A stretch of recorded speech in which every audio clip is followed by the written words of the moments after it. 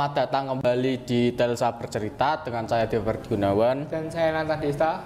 Hari ini kita akan membahas suatu hal tentang DKV Future Creator. Nah, tentang suatu hal yang berkaitan dengan DKV ya Mas Nathan. Betul. Nah, kita berbicara dari portofolio sampai yang terakhir apa? Apa tadi? Apa ya? Jadi lupa. Motivasi dan sharing. Bukan. Bukan. Oh ini menghadapi industri kreatif masa depan. Nah, betul. Nah, yang pertama itu kalau ngomongin dunia kreatif, banyak brand yang butuh anak-anak DKV ya biasanya betul, ya.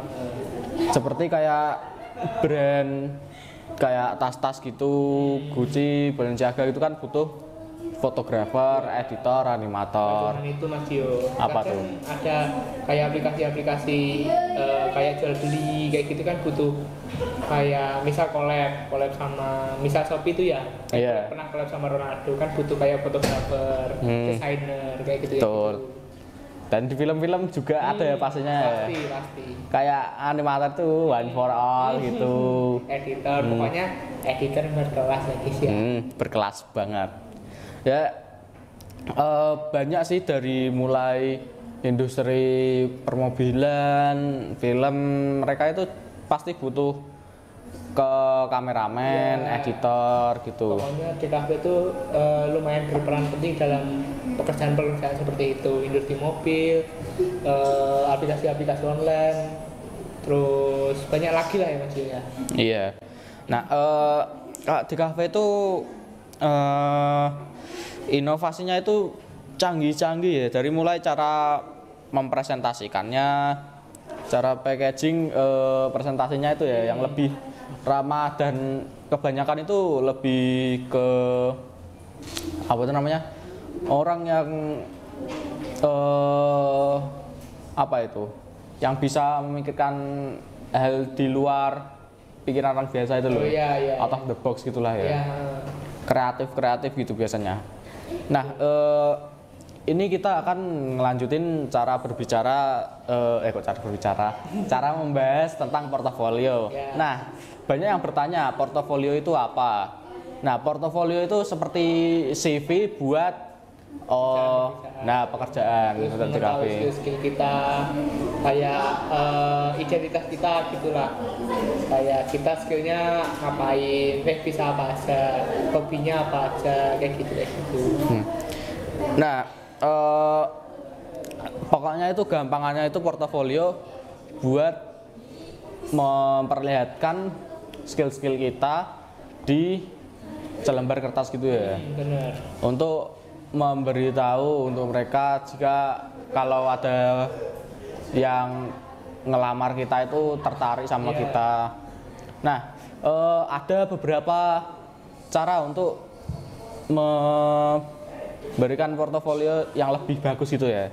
Yang pertama itu kumpulkan tugas-tugas kalian yang dari SMK atau kuliah gitu, project-project, misal fotografi, videografi, animasi gitu, kumpulin aja semua, siapa tahu ada yang tertarik ya. Pokoknya kayak bukti-bukti tugas kayak gitu. Kayak misal kalian pernah ngelakuin Photoshop atau ngelakuin editing kayak gitu, bisa lah dia dimasukin. Nah, terus tambahin proyek personal biar nunjukin gaya unik kita gitulah ya. Gak harus sama dari yang lain kok. Terus kita itu harus upload di platform online kayak LinkedIn, TikTok, Instagram, pokoknya diusahakan pakai semua aja ya. Terus buat kayak bukti kalau kita tuh bisa, emang beneran bisa di bidang itu kayak gitu. Nah, dan jangan lupa itu kita ngasih storytelling di setiap karya, jelasin kita karyanya ngapain aja, buat apa, dan gunanya apa gitu. Terus apa lagi ya Mas? Mungkin menghadapi industri apa tuh namanya, kreatif masa depan. Nah, sekarang pertanyaannya gini, gimana caranya biar kita siap untuk menghadapi itu ya, industri kreatif masa depan? Coba tahu nggak Mas gimana? Kalau aku dulu sih kayak mensupport UMKM UMKM kecil kayak gitu dengan cara melakukan wawancara bukan podcast ya, wawancara kayak tanya-tanya kayak gitu, modalnya kayak gimana, modalnya berapa, lahannya berapa kayak gitu. Kalau Mas Yu? Kemungkinan paling juga upgrade skill dari mulai belajar UI UX, terus motion graphic, bahkan skill non design kayak komunikasi bersama klien ya kan. Soalnya itu ada banyak juga ya.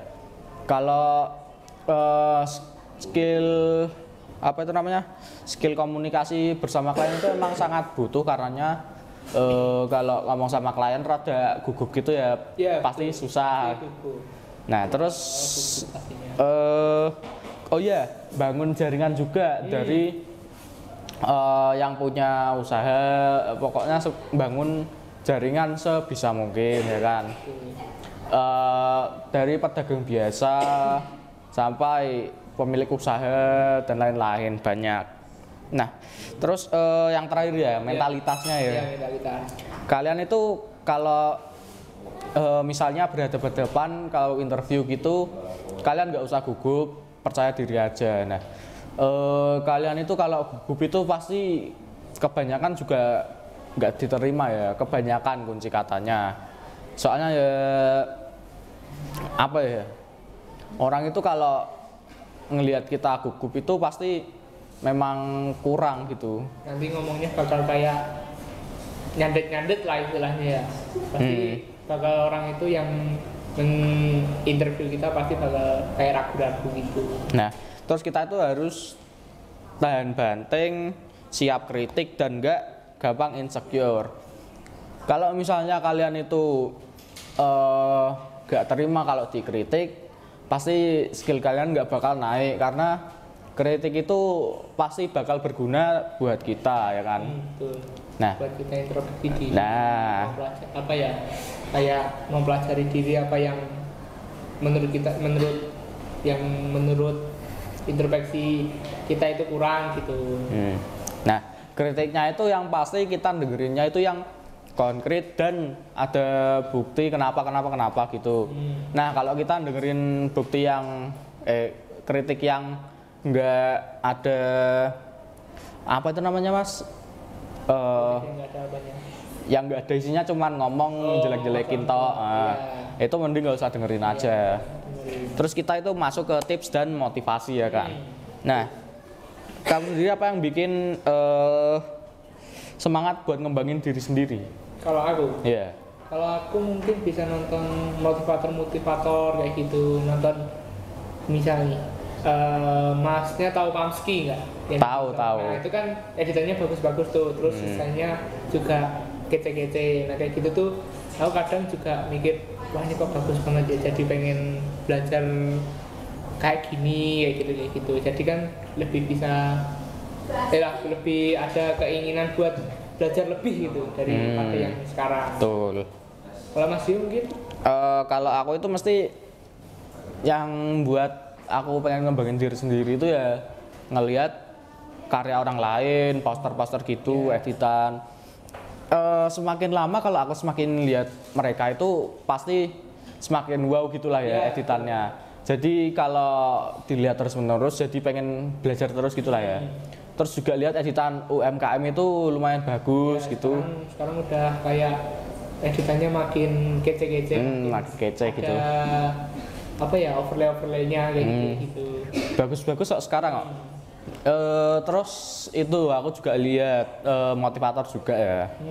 Tapi motivatornya bukan yang cuman omong tok gitu yang kayak perintis tapi aslinya tahu sendiri kan ya. Gitu. Nah,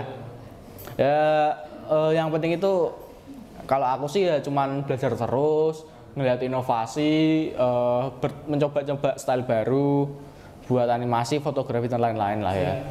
Nah, pokoknya itu kalian kalau pengen punya portofolio yang bagus, yang penting apa itu tadi? Buat niat. Yang penting itu pokoknya karya kalian itu harus dimasukin aja ke portofolio semuanya yang kelihatan bagus, nambahin proyek sendiri dan lain-lain. Ya itu sih yang paling bisa aku pikirin lah ya. Kalau buat CV itu usahain rapi biar mentor atau yang menginterview kita itu lebih gampang buat ngebacanya ya Mas Yo mungkin. Nah, ya kemungkinan sih itu dari kita ya ini. Nah, Ya, terima kasih sudah menonton. Like, comment, share, dan subscribe. Ya, semoga video kali ini kalian terhibur lah ya dan ingin fokus dengan portofolio kalian. Dengan saya Diversi Gunawan. dan saya Muhammad Tirta. Semoga bertemu di episode selanjutnya. Goodbye.